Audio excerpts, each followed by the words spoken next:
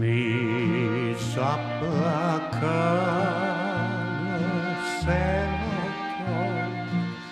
selото Vataša. Mi zaplakano selото Vataša.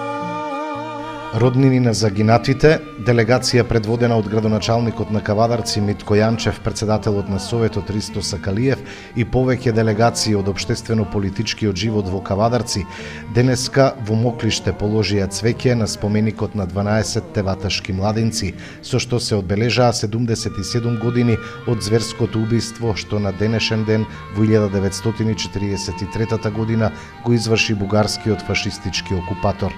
Поради актуелната состојба со коронавирусот немаше организирано културно-уметничка програма. Смртта стана немоќна пред нашата младост исправена пред очите наши загледани уште тоа утро во иднината. Овие зборови се напишани на споменикот кои сведочат за еден крвав злочин извршен од страна на бугарскиот фашистички окупатор, кога на 16 јуни 1943 година во местноста Дулово Долче изврши едно од најголемите злосторства во текот на Втората светска војна во Македонија. На тој ден беа стрелани 12 младенци од Ваташа на возраст од 15 до 28 години, а потоа нивните тела на најзверски начин се масакрирани. Тоа рано утро на 16 јуни бугарските полицајци го извршуваат првото апсење, го приведуваат младинецот Диме Чекоров, кој бил испратен во Кавадарци на испитување кај бугарскиот агент Борис Жуглов, подсетува Натка Китева, кустос историчар во музеј галерија Кавадарци. Наскоро од Кавадарци стигнал список со имиња за апсење, направен врз основа на една пронајдена фотографија во джебот на уапсениот Диме Чекоров. Фотографијата била направена од првомајската прослава на ваташките младенци во Моклиште истата година. Според подготвениот список, бугарските полицајци ги уапсиле младинците. Во меѓувреме двајца бугарски полицајци го донеле од Кавадарци Диме Чекоров со крвави рани по лицето и телото. Откако сите биле донесени во кафеаната, започнало крвавото исследување од страна на поручникот Костов, полицискиот началник Петко Оперков и двајцата бугарски полициски агенти. Селскиот учител Ѓорги, по потекло од Бугарија, се обидел да ги заштити младинците кој добро ги познавал, но бил грубо отстранет. Од исследуваните младинци се барало да одговорат за целта на првомајскиот собир, за нивното следење на програмата на Радио Москва, за врските со партизаните, за криењето на илегалци, а кај нив биле пронајдени и 4 пушки со кои тие требало да излезат во партизани. Со наредба од полковникот Љубен Апостолов, уапсените младинци требало да бидат стрелани. Околу пладне, младинците, двајца по двајца, биле изнесени од кафеаната. Во придружба на цел еден кордон војска, младинците заедно со поручникот Костов и бугарските агенти се упатуваат кон местноста Дулово Долче. На патот, од кој никогаш нема да се вратат, заминуваат Перо Видов 15 години, Ванчо Гурев 19 години, Данко Давков 18, Илија Димов 18 години, Ристо Ѓондев 18, Блаже Ицев 20, Герасим Матаков 18 години, Пане Мешков 18, Ферчо Поп Ѓоргиев 26 години, Васил Хаджи Јорданов 28 години, Диме Чекоров 20 години и Пане Џунов 18 години. Со нив се спроведени и 4 младинки од селото, Невена Хаджи Јорданова, Стева Ампова, Ката Илиева и Павлина Касапинова. Околу пладне стигнале во местото Дулово Долче, па поручникот Костов им рекол да се наредат еден до друг за да ги фотографираат, обидувајќи се да ги припои младинките кон нивните другари, но полицискиот началник Петко Оперков му се спротиставил затоа што тоа не било наведено во наредбата. Во меѓувреме, Васил, насетувајќи дека нешто лошо се подготвува, започнал да трча кон реката Лудамара, обидувајќи се да избега. По него тргнале Диме Чекоров и Герасим Матаков. Започнала стравична пукотница.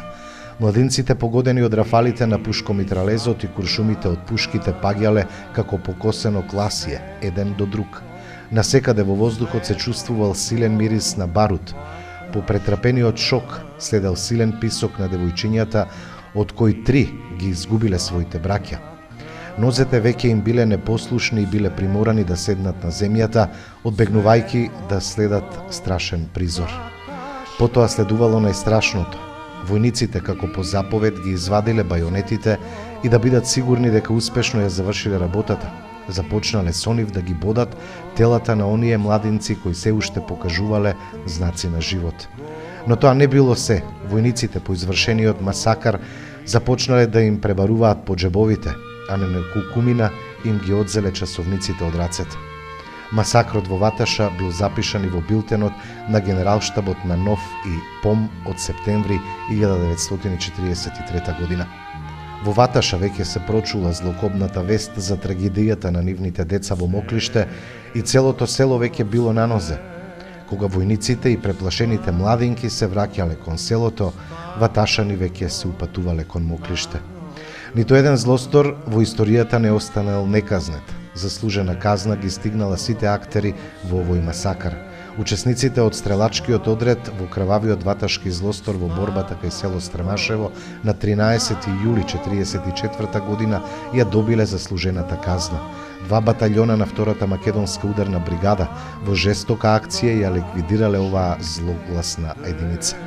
Поручникот Костов и помошникот на полицискиот началник од Кавадарци Петко Оперков биле ликвидирани наскоро по капитулацијата на фашистичка Бугарија. Љубен Апостолов на 3 ноември 1944 година го откриле македонските емигранти во Софија. Бил приведен и донесен во Кавадарци, каде му е судено како на воен злосторник. Народниот суд во Кавадарци го осудил на смртна казна. Полициски инспектор Димитар Раев и агентот Борис Жуглов биле осудени на смрт во Скопје и стрелани, подсетува Китева. Песните "Ми заплакало селото Ваташа" од Лазар Манчевски и "Цветови" од Славко Јаневски секогаш ќе не подсетуваат на една младост на 12-те скоевци. Денес, 77 години по овој крвав настан, сите слободолюбиви луѓе, сите кои што ја ценат и почитуваат слободата на својот народ, многу добро знаат дека сето она што го направија младинците од Ваташа е дело достојно за почит и восхит.